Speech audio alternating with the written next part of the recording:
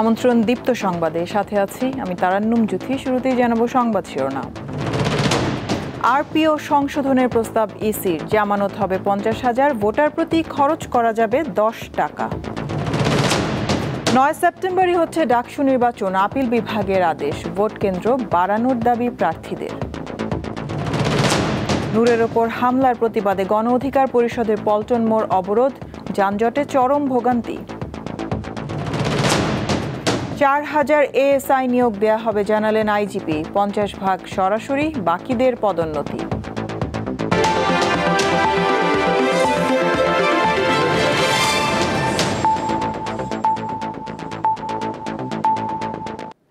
RPO সংশোধনের প্রস্তাব দিয়েছে নির্বাচন কমিশন। এতে বলা হয়েছে, প্রার্থীদের জামানত 50,000 টাকা করার প্রস্তাব করা হয়েছে। একজন প্রার্থী ভোটার প্রতি খরচ করতে পারবেন 10 টাকা। বুধবার এসব তথ্য জানিয়ে নির্বাচন কমিশনার আবুল ফজল মোহাম্মদ সানাউল্লাহ বলেন, নির্বাচনে প্রথম পর্যবেক্ষক হবেন ভোটাররাই।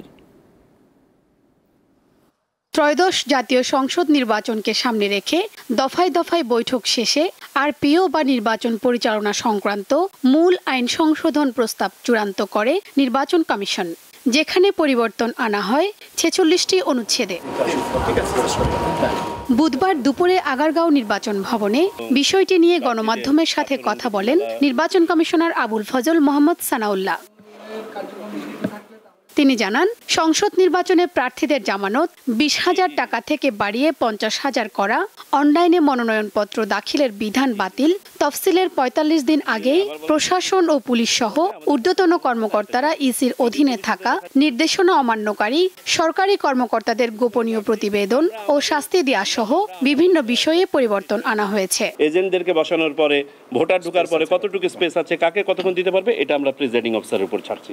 পূর্বের যে একটা বিধান ছিল যে ভোট সংখ্যা সমান হয়ে গেলে দুইজন প্রার্থীর মধ্যে লটারির মাধ্যমে বিজয়ী নির্বাচন করা, সেটা থেকে আপনাদেরকে যেমনটা বলেছিলাম আগেই যে না, এটা আর হবে না। এই ক্ষেত্রে আবার রিপোল হবে। কোনো রাজনৈতিক দলের কার্যক্রম স্থগিত হলে তার প্রতীকও ইসি স্থগিত করতে পারবে আরপিওতে যুক্ত করা হয়েছে এমন সংশোধনী। সেই রাজনৈতিক দল তার কোনো কার্যক্রম করতে পারছে না, সুতরাং তিনি সেই রাজনৈতিক দলের নাম নিয়ে কোনো ধরনের ইলেকশন করতে পারছেন না, সেটা সময়ই বলে দিবে। ভোটার ও এজেন্টবিহীন নির্বাচন যাতে দেশে আর না হয়, সেজন্য ইসি কাজ করছে বলেও জানান তিনি। সেই ইলেকশনে সম্ভবত ভোটারও ছিল না, যে ভোটার লাইন আমরা দেখেছি সেই ভোটার লাইনটাও সঠিক ছিল না। সেই ইলেকশনে সম্ভবত ভোট কেন্দ্রের ভিতরে এজেন্টও ছিল না। অনুরূপভাবে যথাযথ সাংবাদিকদের উপস্থিতি ছিল না, অবজারভারদের উপস্থিতি ছিল না। আমাদেরকে ইনশাল্লাহ সেই ইলেকশন বাংলাদেশে আর হবে না। এই ইলেকশনের সর্বপ্রথম চোখ হবে ভোটার নিজে। শিউলি শবনম, দীপ্ত সংবাদ, ঢাকা।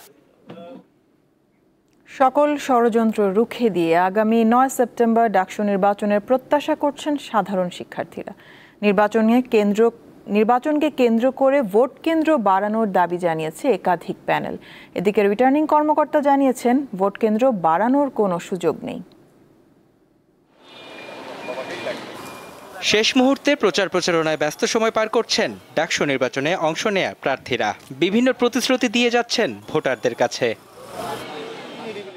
9 সেপ্টেম্বর ডাকসু নির্বাচন হতে কোনো বাধা নেই আপিল বিভাগের, এমন আদেশের খবর পাওয়ার পর শিক্ষার্থীরা উল্লাস প্রকাশ করেন। তাদের মনোভাব কেমন 71 নিয়ে, জুলাই নিয়ে তাদের অংশগ্রহণ কেমন ছিল, তারপর তারা মানে তাদের একাডেমিক ব্যাকগ্রাউন্ড কেমন, এই জিনিসগুলো অবশ্যই আমরা বিবেচনা রেখে তারপর আমরা প্রতিনিধি নির্বাচন করব। গণতান্ত্রিক যে চর্চাটা এটা করতে চাই, যারাই এইটার বিরুদ্ধে কোনো ধরনের হস্তক্ষেপ করবে, কোনো ধরনের ষড়যন্ত্র করার চেষ্টা করবে, ঢাবি শিক্ষার্থী প্রত্যেকে সংঘবদ্ধভাবে এটাকে রুখে দেওয়া হবে এবং ডাকসু 9 তারিখে হতেই হবে। নিজেদের ইস্তেহার ঘোষণা সহ নানা প্রতিশ্রুতি তুলে ধরেন স্বতন্ত্র প্রার্থীরা। ডাকসু নির্বাচনকে আমাদের একাডেমিক ক্যালেন্ডারে অন্তর্ভুক্ত করতে পারি, তাহলে শিক্ষার্থীদের এই অধিকার আদায়ের প্ল্যাটফর্ম এবং শিক্ষার্থীদের যে এম্পাওয়ারমেন্ট রয়েছে সেটি নিশ্চিত করা সম্ভব হবে। কোর্টের রায়কে স্বাগত জানিয়ে প্রচারণা চালান প্রার্থীরা। তবে ভোট কেন্দ্র বাড়ানোর দাবি করেন অনেকেই। ট্যুরে অলরেডি প্ল্যান করে ফেলছে, অনেকে বাড়ি চলে যাচ্ছেন, অভিভাবকরা সন্দিহার মধ্যে আছেন, শিক্ষার্থীরা এই ডাকসুতে তারা আগ্রহ তারা হারিয়ে ফেলতেছেন, নিরুৎসাহিত হতেছেন। হলের সাথে সাথে যেগুলো আপনার ভোট কেন্দ্র পাশাপাশি আসে সবগুলো হচ্ছে একত্রিত করে একটা শিক্ষার্থী বান্ধব ডাকসু নির্বাচন আপনারা হাজির করুন। আমরা বলেছি আপনারা কেন্দ্র বাড়ানোর সর্বোচ্চ চেষ্টা করেন, কেন্দ্র বাড়াতে না পারলে অন্তত সেখানে ভোট যেতে পারে। যাতে বেশি সংখ্যক শিক্ষার্থী ভোট দিতে পারে, কারণ এই কম সংখ্যক ভোট দিয়ে সব সংখ্যক শিক্ষার্থীর ভোট প্রদানে এটা ক্রিটিক্যাল হবে।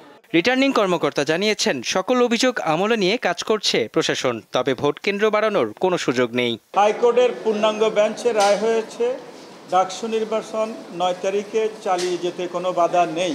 500টা বুথে ভোট নেওয়ার কথা ছিল, 8টা কেন্দ্রে 500টা বুথ হবে, সেখানে আমরা বাড়িয়ে 710টা করেছি। আমরা প্রতি ভোটারের জন্য 8 মিনিট সময় রেখেছি 40,000-এর মতো ভোটার ধরে। তিনি জানান নির্বাচনের সময় ছুটি কমানোর বিষয়ে সিন্ডিকেট সভায় আলোচনা করা হবে। মেহেদী হাসান, দীপ্ত সংবাদ, ঢাকা। আগামী 9 সেপ্টেম্বর ঢাকা বিশ্ববিদ্যালয় কেন্দ্রীয় ছাত্র সংসদ নির্বাচন হতে বাধা নেই। নির্বাচন স্থগিত করে হাইকোর্টের দেয়া আদেশ স্থগিত রেখেছে আপিল বিভাগ। প্রধান বিচারপতি সৈয়দ রেফাত আহমেদের নেতৃত্বাধীন 7 সদস্যের আপিল বিভাগ বুধবার এই আদেশ দেন। ডাকসু নির্বাচনে জিএস প্রার্থী ও শিবির নেতা এস.এম. ফরহাদের প্রার্থিতা চ্যালেঞ্জ করে গত 28 আগস্ট অপরাজেয় 71 অদম্য 24 প্যানেলের প্রার্থী বি.এম. ফাহমিদা আলম হাইকোর্টের সংশ্লিষ্ট শাখায় একটি রিট করেন। সেটির শুনানি নিয়ে হাইকোর্ট ডাকসু নির্বাচন 30 অক্টোবর পর্যন্ত স্থগিতের আদেশ দিয়েছিল। তবে এর বিরুদ্ধে ঢাকা বিশ্ববিদ্যালয় কর্তৃপক্ষ তাৎক্ষণিক আপিল করলে স্থগিতাদেশটি আটকে যায় চেম্বার আদালতে। হাইকোর্টের আদেশ স্থগিত চেয়ে ঢাকা বিশ্ববিদ্যালয়ের কর্তৃপক্ষের করা আবেদনের পরিপ্রেক্ষিতে বুধবার আপিল বিভাগের নিয়মিত বেঞ্চে এ নিয়ে শুনানি হয়। নির্বাচন নিয়ে দূর হয় অনিশ্চয়তা। হাইকোর্ট বিভাগ যে ডাকসু নির্বাচনের উপর স্থগিতাদেশ দিয়েছিলেন, এটি অনারেবল জাজ ইন চেম্বার স্টে করে দিয়েছিলেন। আজকে বাংলাদেশের সর্বোচ্চ আদালত হাইকোর্ট ডিভিশনের আদেশের উপর স্থগিতাদেশ দিয়েছেন এবং 31 অক্টোবর 2025 পর্যন্ত এই স্থগিতাদেশ বহাল থাকবে। এর অর্থ হলো এটা 9 সেপ্টেম্বর 2025-এ উৎসব মুখর পরিবেশে ডাকসু নির্বাচন অনুষ্ঠান করার ক্ষেত্রে আর কোথাও কোনো আইনি বাধা থাকলো না। আপিল বিভাগের আদেশের ফলে এস.এম. ফরহাদের ডাকসু নির্বাচন করতে কোনো বাধা নেই বলেও জানান আইনজীবীরা। সোশ্যাল মিডিয়ার কিছু স্পিরিয়াস ডকুমেন্টসের ভিত্তি করে এই আবেদন করার কোনো সুযোগ নাই এবং এখানে মডিফিকেশন যাওয়ার কোনো সুযোগ নেই। যেখানে মামলায় রুলই চলে না সেখানে কীভাবে মডিফিকেশন হবে? আদালত আমাদের এই সাবমিশন গ্রহণ করেছে এবং এই আসন্ন ডাকসু নির্বাচনে ফরহাদের নির্বাচন করবার কোনো বাধা রইল না। এবার ডাকসুর 28টি পদের বিপরীতে মোট 471 প্রার্থী প্রতিদ্বন্দ্বিতা করছেন। মাহিদুর রহমান, দীপ্ত সংবাদ, ঢাকা। আজ শেষ হলো রাজশাহী বিশ্ববিদ্যালয় কেন্দ্রীয় ছাত্র সংসদ রাকসুর মনোনয়নপত্র বিতরণ। মোট মনোনয়নপত্র বিতরণ হয়েছে 479টি। এর মধ্যে কেন্দ্রীয় ছাত্র সংসদ 395টি এবং সিনেট প্রতিনিধি 84টি। আগামীকাল থেকে 7 সেপ্টেম্বর পর্যন্ত মনোনয়নপত্র দাখিল করা যাবে। রাকসু কেন্দ্রীয় ছাত্র সংসদে 23টি, সিনেটে 5টি এবং হল সংসদে 15টি পদে ভোট হবে। নবীন শিক্ষার্থীদের অন্তর্ভুক্তির পর এখন ভোটার প্রায় 29,000। মনোনয়নপত্র বাছাই 8 ও 9 সেপ্টেম্বর এবং 10 সেপ্টেম্বর প্রার্থীদের প্রাথমিক তালিকা প্রকাশ করা হবে। 25 সেপ্টেম্বর হবে নির্বাচন।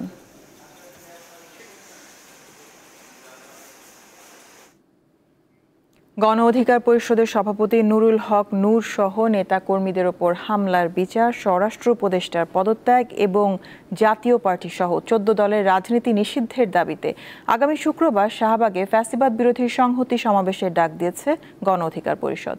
বিকালে রাজধানী পল্টন মোড় অবরোধ কর্মসূচিতে এই ঘোষণা দেন দলের সাধারণ সম্পাদক রাশেদ খান।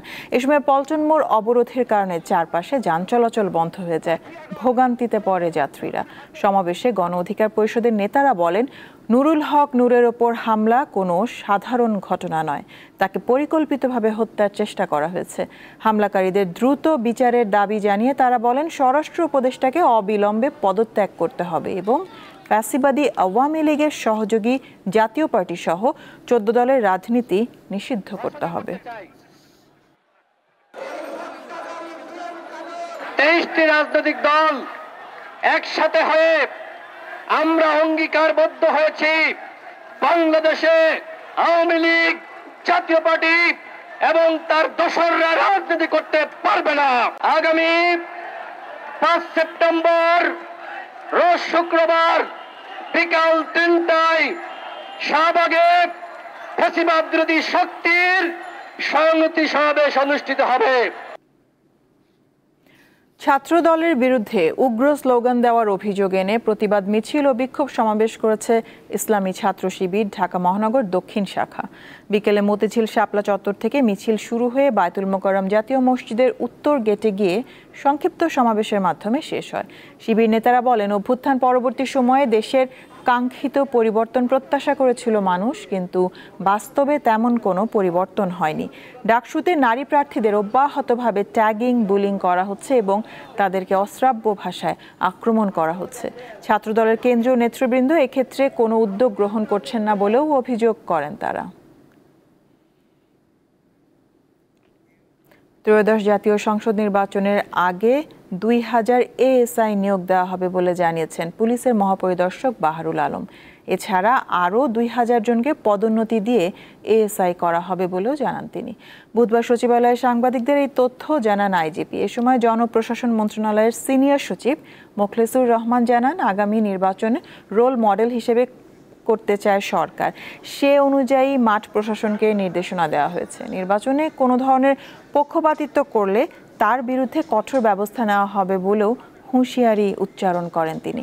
সাংবাদিকদের আরেক প্রশ্নের জবাবে সিনিয়র সচিব জানান, নির্বাচনের আগে লটারির মাধ্যমে ডিসি, ইউএনও পদায়ন করার তথ্য সঠিক নয়। 4000 এএসআই নিয়োগ দেওয়া হবে। এর মধ্যে 50% হবে সরাসরি আর 50% হবে পদোন্নতির মাধ্যমে।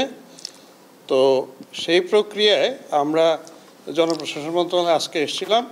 ওই বিধিটা যেটা তৈরি হচ্ছে ওইখানে মাইনর কিছু সংশোধনের দরকার ছিল, তো আমরা সেটা করে দিচ্ছেন, যার জন্য আমাদের এই রিক্রুটমেন্টের পথটা একটু সুগম হলো আর কি। কখনো কোনো দিন লটারির মধ্যে সিভিল সার্ভিসে পোস্টিং হয়নি, এখনও হচ্ছে না, হবে না। এখন হলো কমপ্লেনের এগেনস্টে আমাদের ফিট লিস্ট আছে, সেখান থেকে তাকে উইথড্র করা হচ্ছে। মাঝে দেখছেন কিছু হয়েছে, আরও সামনে হবে। এবার গুড নাইট ডেঙ্গু সুরক্ষা।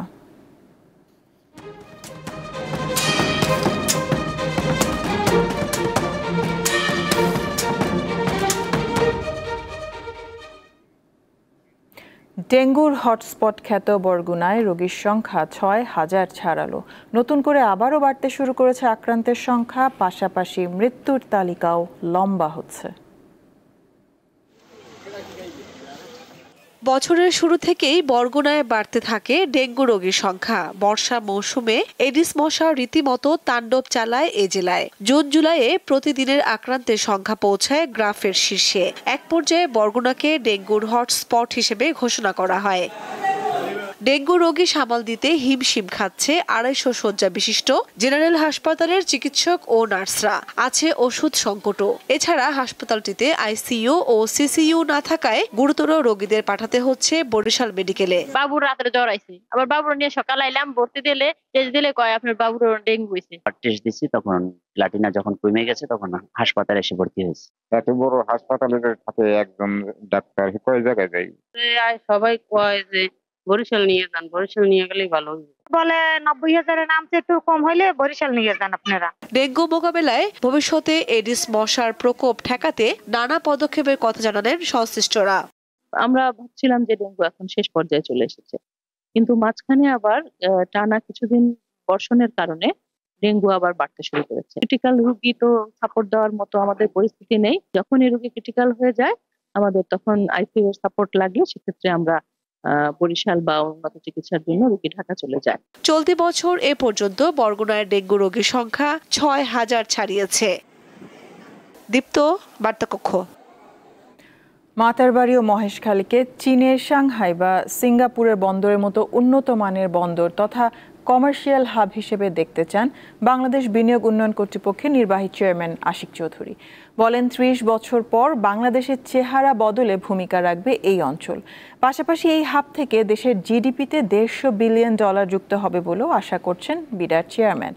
বুধবার রাজধানীর ফরেন সার্ভিস একাডেমিতে আয়োজিত এই ব্রিফিংয়ে আশিক চৌধুরী জানান, মহেশখালী সমন্বিত উন্নয়ন কর্তৃপক্ষ বিভিন্ন মন্ত্রণালয়ের মাধ্যমে 33,000 একর আয়তনের জমিতে 3টি ধাপে এর কার্যক্রম বাস্তবায়িত হবে। তিনি বলেন, আগামী 4 মাসের মধ্যে প্রশাসনিক কার্যক্রম সম্পন্ন হবে এবং আগামী 5 বছরের মধ্যে মহেশখালী মাতারবাড়ি গভীর সমুদ্র বন্দরটি চালু হবে। আমরা যদি বাংলাদেশের একটা সিঙ্গাপুর করতে চাই বা বাংলাদেশের ভিতরে একটা সাংহাই পোর্ট করতে চাই, আগামী 30 বছর হাতে আছে সময়। ইমাজিন করতে পারতে হবে যে 30 বছর পরে আমরা এই মহেশখালী মাতারবাড়ি এলাকাটাকে সিঙ্গাপুর বা সাংহাইয়ের মতো করে দেখতে চাই। এটা is not a vessel city, এটা একটা স্যাটেলাইট সিটি না, ইট সেলফ ইজ আ টাউনশিপ।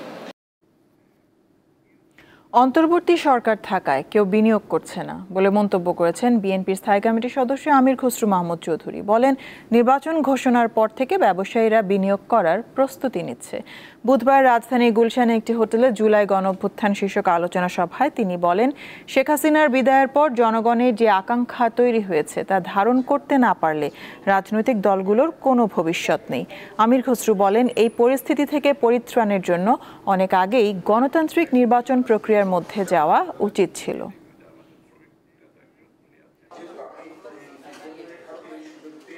যে সমস্ত দেশ বিপ্লবোত্তর অথবা এরকম ঘটনা বাংলাদেশে যেটা আপরাইজিং, মাস আপরাইজিং, যে সমস্ত দেশ এই উত্তর বিপ্লবোত্তর মাস আপরাইজিং উত্তর দেশ যত তাড়াতাড়ি ইলেকট্রাল প্রসেসের মাধ্যমে গণতান্ত্রিক প্রক্রিয়ায় যেতে পেরেছে, ওই দেশগুলো বেঁচে গেছে এবং ওই দেশগুলো ভালো করছে।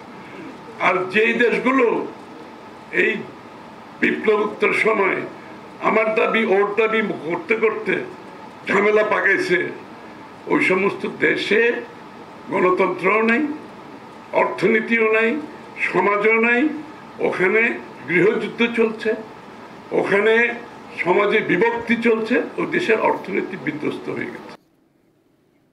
দেশের প্রধান পুঁজিবাজার ঢাকা স্টক এক্সচেঞ্জ ডিএসইতে সপ্তাহের চতুর্থ কার্যদিবসে এক বছরের মধ্যে রেকর্ড পরিমাণ লেনদেন হয়েছে, যার পরিমাণ 1397 কোটি টাকা। এছাড়া লেনদেনে অংশ নেওয়া অধিকাংশ কোম্পানির শেয়ারের দামও বেড়েছে। এদিন ডিএসইতে লেনদেন হওয়া 184টি কোম্পানির শেয়ারের দাম বেড়েছে আর কমেছে 165টি কোম্পানির শেয়ারের দাম। তবে দামের কোনো পরিবর্তন হয়নি 47টি শেয়ারের ক্ষেত্রে।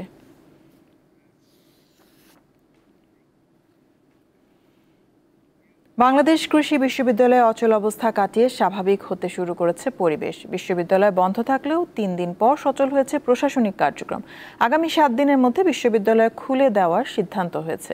সকাল থেকেই বিশ্ববিদ্যালয়ের সকল প্রশাসনিক কাজ শুরু হয়েছে।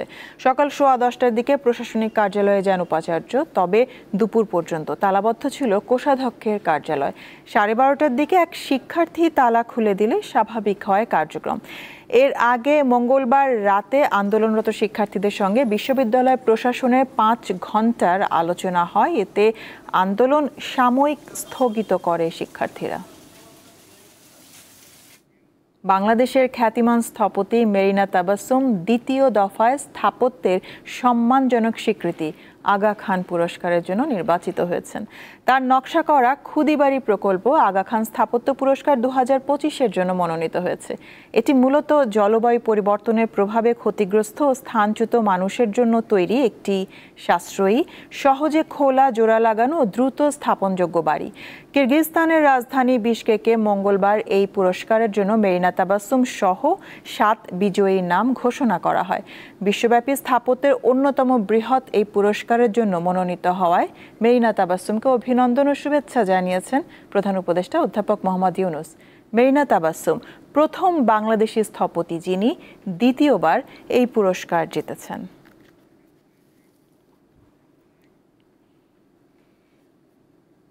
মালয়েশিয়াতে অভিবাসন বিরোধী বড় অভিযান চালিয়েছে কর্তৃপক্ষ।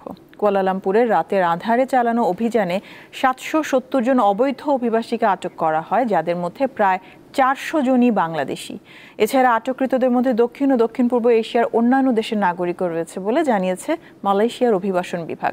বুধবার সংবাদ মাধ্যম নিউ স্ট্রেইট টাইমস জানায়, মালয়েশিয়ার রাজধানী কুয়ালালামপুরের বুকিত বেন্তাং এলাকায় রাতের বেলায় অভিযান চালানো হয়। সে সময় 770 জন অনিবন্ধিত অভিবাসীকে আটক করে দেশটির অভিবাসন বিভাগ। অভিযানের সময় বিভিন্ন দেশের শত শত অভিবাসী পালানোর চেষ্টা করলেও শেষ পর্যন্ত ধরা পড়েন। গ্রেপ্তার হওয়া ব্যক্তিদের মধ্যে 396 জন বাংলাদেশি রয়েছেন। গাজা নগরীর নিয়ন্ত্রণ নেওয়াকে কেন্দ্র করে অবরুদ্ধ ভূখণ্ডটিতে তীব্র হামলা চালাচ্ছে ইসরায়েল। মঙ্গলবার ইসরায়েলি হামলায় গাজায় শিশু ও সাংবাদিক সহ আরও 105 জন নিহত হয়েছে। এর মধ্যে শুধু গাজা সিটিতেই নিহত হয়েছে 50 জনের বেশি। এছাড়া নিহতদের মধ্যে অন্তত 32 জন ছিল ত্রাণ সংগ্রহে যাওয়া সাধারণ মানুষ। আল জাজিরা বলছে, মঙ্গলবারের হামলায় সবচেয়ে বেশি ক্ষতিগ্রস্ত হয়েছে গাজার ঘনবসতিপূর্ণ আল সাবরা মহল্লা। এদিকে সাংবাদিকদের ওপরও হামলা অব্যাহত রয়েছে। 2023 সালের অক্টোবর থেকে এখন পর্যন্ত নিহত সাংবাদিকের সংখ্যা বেড়ে দাঁড়িয়েছে 270 জনের বেশি। এই সাথে শেষ করব দীপ্ত সংবাদ শিরোনামগুলো জানাবো আরও একবার। আরপিও সংশোধনের প্রস্তাব ইসির, জামানত হবে 50,000, ভোটার প্রতি খরচ করা যাবে 10 টাকা। 9 সেপ্টেম্বরই হচ্ছে ডাকসু নির্বাচন, আপিল বিভাগের আদেশ, ভোট কেন্দ্র বাড়ানোর দাবি প্রার্থীদের। নূরের ওপর হামলার প্রতিবাদে গণ অধিকার পরিষদের পল্টন মোড় অবরোধ, যানজটে চরম ভোগান্তি। 4000 এএসআই নিয়োগ দেওয়া হবে, জানালেন আইজিপি, 50% সরাসরি, বাকিদের পদোন্নতি। ছিল এখনকার মতন, আমি তারান্নুম জুথি বিদায় নিচ্ছি। দর্শক আরও তথ্য বিনোদনের সংবাদ জানতে যুক্ত থাকুন দীপ্ত টিভির ডিজিটাল প্ল্যাটফর্মগুলোতে। এতক্ষণ সাথে থাকার জন্য ধন্যবাদ সবাইকে।